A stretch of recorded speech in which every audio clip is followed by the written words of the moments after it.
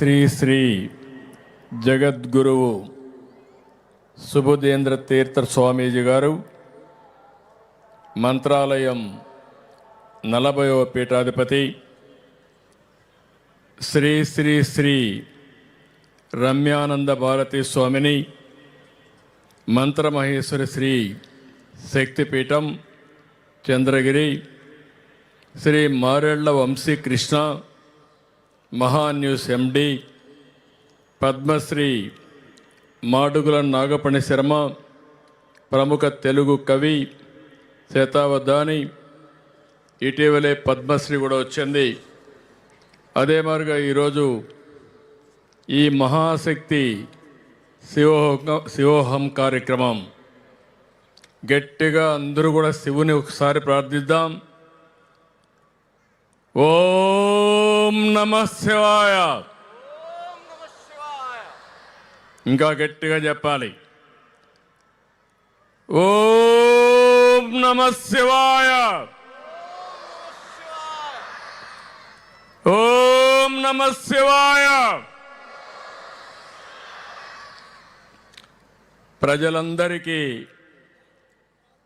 మహాశివరాత్రి శుభాకాంక్షలు.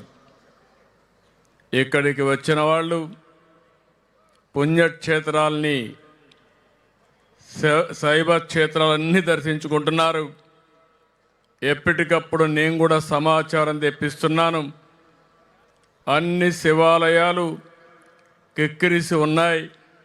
ఎక్కడికక్కడ భక్తులందరూ కూడా శివుని ప్రార్థించి ఆశీస్సులు తీసుకుంటున్నారు. ఈరోజు మహాభక్తి ఛానల్ నిర్వహిస్తున్న మహాశివరాత్రి మహాజాగరణ శివోహం కార్యక్రమానికి వచ్చిన భక్తులందరూ ఒకసారి చూస్తే రాత్రంతా కూడా మీరు ఇదే మారిగా ఉండి శివరాత్రి పూర్తిగా గడిపే పరిస్థితికి వస్తున్నారు. ఇప్పుడే చాలామంది మాట్లాడారు. దేవతల కొలువైన ప్రాంతం, దేవతల రాజధాని అమరావతి. ఈరోజు మనందరం కూడా శివుణ్ణి ప్రార్థిస్తున్నాం. నేను ఎప్పుడు ఒకటే కోరుకున్నా, మళ్ళీ ఒకప్పుడు హైదరాబాద్ సికింద్రాబాద్ నగరం ఉంటే ఆ రోజు నేను సైబరాబాద్ నగరానికి శ్రీకారం చుట్టాను. అది భవిష్యత్తు నగరంగా ఆ రోజు ఆలోచించాం. ఈరోజు మీరు ఆలోచిస్తే అమరావతి భావి తరాలకు ఒక ఆదర్శమైన నగరం. దేవతల రాజధాని అమరావతి అయితే ఈ ప్రజా రాజధాని ప్రపంచంలోని తెలుగు ప్రజల కీర్తి ప్రతిష్టలు పెంచుతుంది. ఆ విధంగా చేయమని శివుణ్ణి ప్రార్థించానని చెప్పి కూడా నేను మీకు తెలియజేస్తున్నా. నేను ఎప్పుడు కూడా దేవుణ్ణి ప్రార్థిస్తే ఈ రాష్ట్రం బాగుండాలి, పోలవరం ప్రాజెక్టు పూర్తి కావాలి, నదుల అనుసంధానం జరగాలి, ప్రతి ఎకరాకు నీళ్లు ఇవ్వాలి, అభివృద్ధి జరగాలి, సంపద సృష్టించబడాలి. మళ్ళీ ఆ సంపద పేదలకు ఎప్పటికప్పుడు అందుబాటులో సంక్షేమ అభివృద్ధి కార్యక్రమాల ద్వారా జరగాలని. అందుకే ఈరోజు కూడా కోరుకున్నాను, స్వర్ణాంధ్ర 2047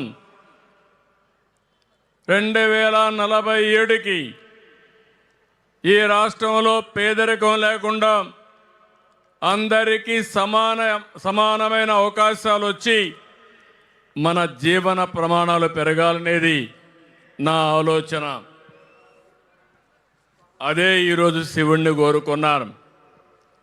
ఇంకో పక్క మన రాష్ట్రం ఆంధ్రప్రదేశ్ అంటేనే ఆలయాలు, అత్యంత ప్రసిద్ధి పుణ్యక్షేత్రాలు, జ్యోతిర్లింగం, శక్తిపీఠం, ఒకే చోట కొలువైన శ్రీశైల మల్లికార్జున స్వామి ఆలయం మన రాష్ట్రంలో ఉండడం మన అదృష్టం అని చెప్పి మరొకసారి మీ అందరికీ విజ్ఞప్తి చేస్తున్నా.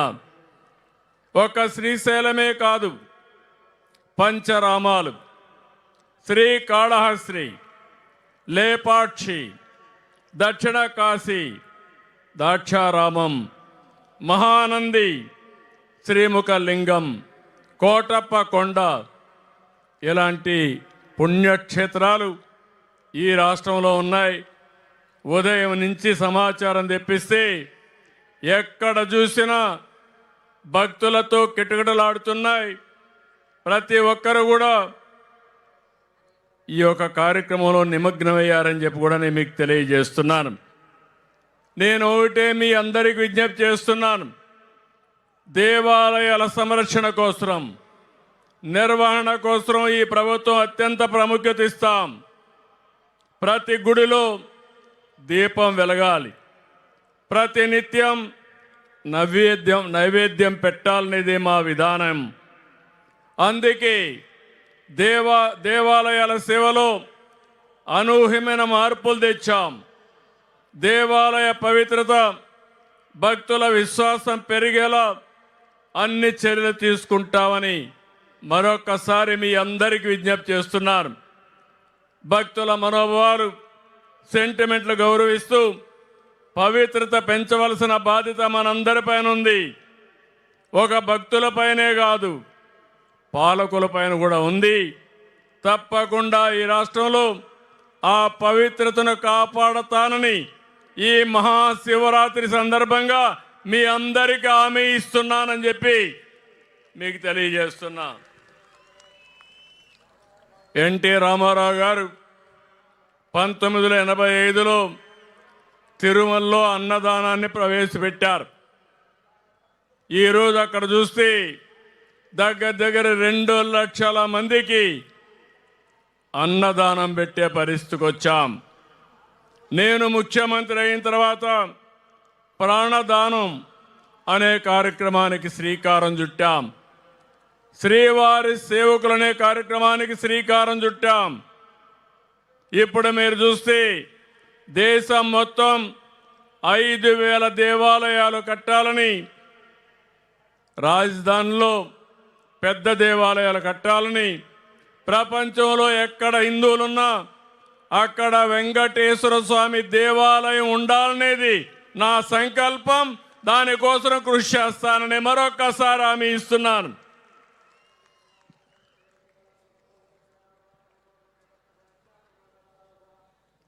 చాలామంది ఇప్పుడు కూడా మాట్లాడారు.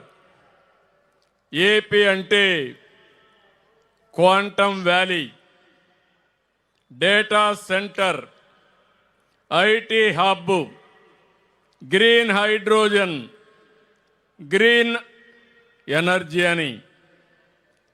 టెక్నాలజీ అవసరం. సంపద సృష్టించాలంటే టెక్నాలజీ మనం అందరం కూడా అడాప్ట్ చేసుకోవాల్సిన అవసరం ఉంది. నేను ఆ రోజు హైదరాబాద్లో ఐటీని ప్రమోట్ చేయడానికి మైక్రోసాఫ్ట్ అధినేత బిల్ గేట్స్ని హైదరాబాద్ తీసుకొచ్చాను. ఈరోజు మళ్ళీ ఏఐ వచ్చింది, క్వాంటమ్ వచ్చింది, టెక్నాలజీ పెను మార్పులు తీసుకొస్తా ఉంది. మన జీవితాల్లో మార్పు వస్తుంది. అందుకని మళ్ళీ రేపు బిల్ గేట్స్